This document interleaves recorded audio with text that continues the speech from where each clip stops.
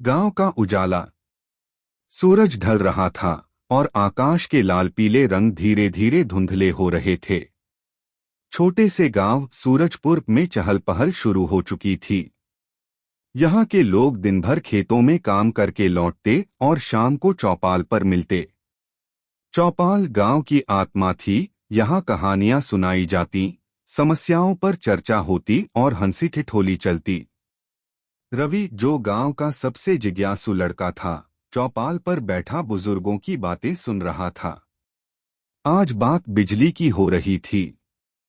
गांव में बिजली नहीं थी और शाम होते ही पूरा अंधेरे अंधेरे में डूब जाता। काका, जो चौपाल के सबसे अनुभवी बुजुर्ग थे, कह रहे थे, जब तक शहर से मदद नहीं मिलेगी तब तक हमारे गांव में रोशनी नहीं आ सकती। रवि ने काका की बात सुनी और उसके मन में एक ख्याल आया। वह अपनी माँ के पास गया और बोला, माँ, मैं कुछ करना चाहता हूँ जिससे हमारे गांव में उजाला हो सके। माँ ने उसके सिर पर हाथ रखा और कहा, हिम्मत है तो कोशिश कर बेटा, भगवान तेरे साथ है। अगले दिन रवि गांव के हर घर में गया और सभी से उनके पुराने लैंप, बर्तन और टूटे सामान मांगे।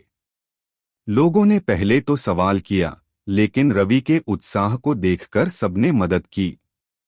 उसने गांव के एक खाली गोदाम को अपनी कार्यशाला बना लिया।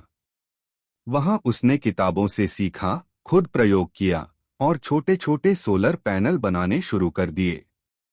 धीरे धीरे उसकी मेहनत रंग लाई। उसने गांव के कुछ बच्चों को सिखाया कि सोलर पैनल कैसे लगाए जाते हैं।